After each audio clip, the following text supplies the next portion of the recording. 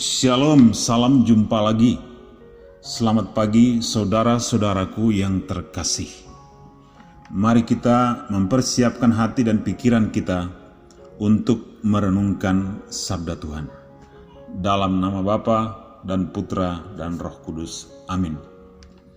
Hari ini kita akan merenungkan bersama sabda Tuhan yang diambil dari Injil Lukas bab 11 ayat 27 sampai dan dengan 28. Siapa yang berbahagia?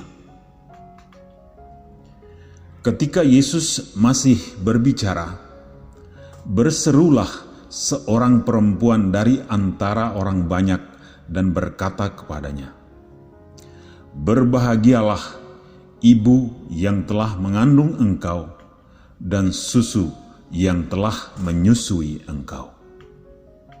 Tetapi ia berkata, "Yang berbahagia ialah mereka yang mendengarkan firman Allah dan yang memeliharanya." Demikianlah sabda Tuhan. Terpujilah Kristus.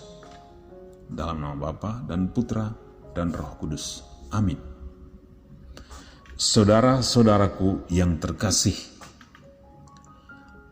anak manakah yang tidak senang dan bangga kalau orang tuanya dipuji, dihormati, atau bahkan disanjung? Saya kira kita semua pasti merasa senang ketika mendengar orang lain memuji orang tua kita. Hari ini kita telah mendengar bersama dari Injil Lukas bahwa seolah-olah Yesus sama sekali tidak bangga terhadap seruan pujian dari seorang perempuan yang memuji ibunya, Bunda Maria.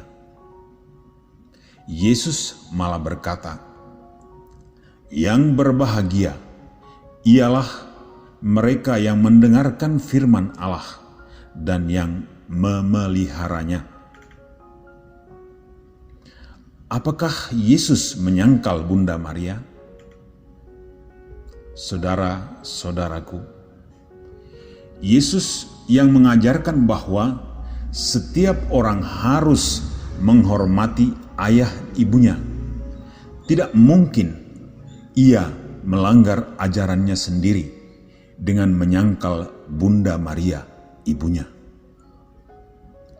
Ada beberapa kejadian yang sering disalahartikan sebagai keadaan di mana Yesus seolah menyangkal ibunya. Saya sebutkan secara singkat sebagai berikut. 1. Yakni pada saat berumur 12 tahun ketika Yesus diketemukan di Bait Allah. Yang kedua, ketika pesta perkawinan di Kana. Dan yang ketiga, ketika Bunda Maria dan para saudara Yesus mencarinya pada saat ia mengajar. Sahabat Duk in Altum yang dikasihi Yesus, berikut ini ada sebuah tulisan singkat sebagai penjelasan yang sangat baik atas kata-kata Yesus tadi yang saya peroleh dari katolisitas.org. Perkenankan saya membacakannya untuk kita sekalian sebagai berikut. Perkataan Yesus ini merupakan pujian kepada sikap batin Bunda Maria. Konsili Vatikan kedua mengatakan, dalam pewartaan Yesus, ia, yakni Maria, menerima sabdanya ketika putranya mengagungkan kerajaan Allah di atas pemikiran dan ikatan akan daging dan darah, dan ia menyatakan bahagia mereka yang mendengar dan melakukan sabda Allah, seperti yang dijalankan Maria dengan setia.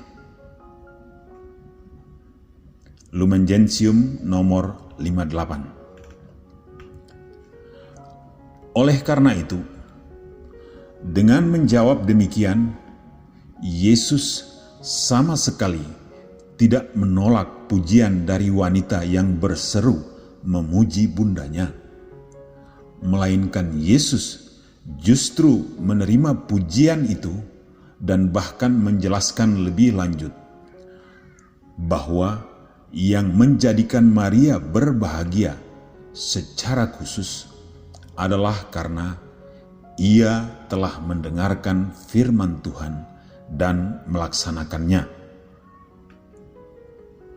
Maka perkataan Yesus ini adalah pujian kepada ketaatan Maria ibunya. Ia, yakni Maria, menerapkan ketaatan itu dalam hidupnya dengan tulus, dengan murah hati tanpa perhitungan, memenuhi setiap akibatnya, tetapi tanpa keriuhan, tanpa digembar-gemborkan, tetapi secara tersembunyi dan dalam keheningan pengorbanan setiap hari. Pujian serupa yang dikatakan Yesus kepada Maria ini juga dikatakannya ketika Bunda Maria dan para saudara Yesus mencarinya pada saat ia mengajar. Yesus menjawab, "Ibuku dan saudara-saudaraku ialah mereka yang mendengarkan firman Allah dan melakukannya." Di sini Yesus juga tidak bermaksud menghina ataupun menyangkal ibunya dan saudara-saudaranya.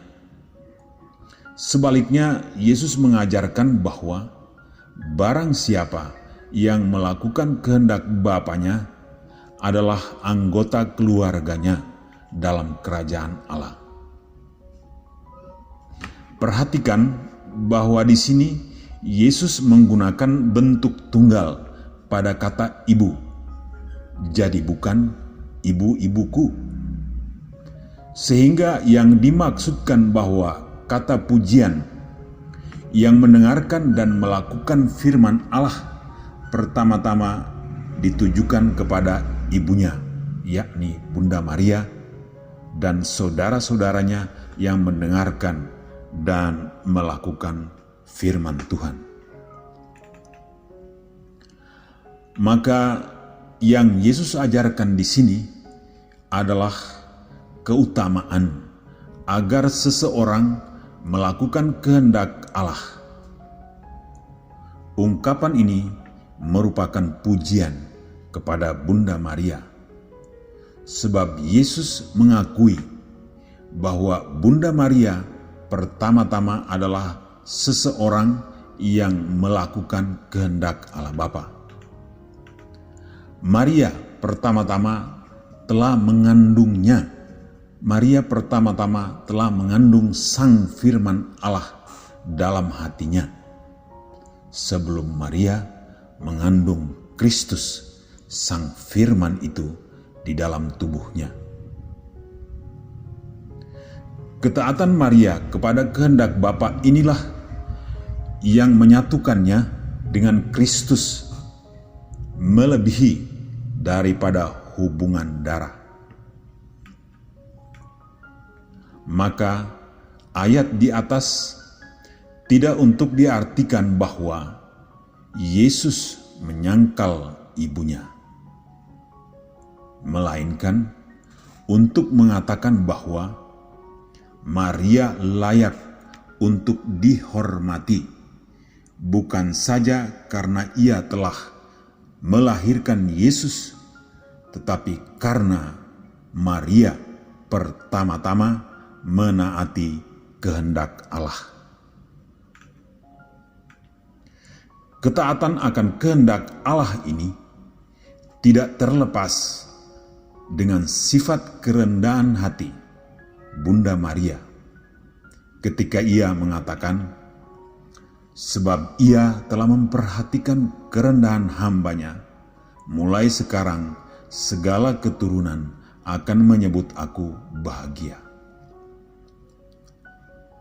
Santo Bede mengomentari ungkapan kerendahan hati Bunda Maria ini demikian. Adalah layak bahwa seperti kematian masuk ke dunia melalui kesombongan Hawa, maka jalan masuk menuju kehidupan dinyatakan melalui kerendahan hati Maria. Maka Tuhan menghargai kerendahan hati Maria dengan pengakuan umat manusia akan keistimewaannya. Segala keturunan akan menyebut aku bahagia. Nubuat ini terpenuhi setiap kali seseorang mendoakan doa Salam Maria. Ya, Bunda Maria dihormati di bumi ini sebagai Bunda Tuhan Yesus. Namun, sebenarnya penghormatan ini tidak terbatas hanya karena Maria adalah seorang perempuan yang melahirkan Yesus, tetapi terutama karena Maria adalah teladan semua umat beriman untuk mendengarkan firman Allah dan melakukannya. Sebab oleh ketaatannya ini, Tuhan Yesus Sang Juru Selamat dapat datang ke dunia, menjadi manusia, dan tinggal di tengah-tengah kita. Saudara-saudaraku yang terkasih dalam Yesus Kristus, semoga kita pun dapat meniru teladan Bunda Maria dengan ketaatan kita dalam mendengarkan firman Tuhan dan melaksanakannya. Semoga dalam nama Bapa dan Putra dan Roh Kudus. Amin.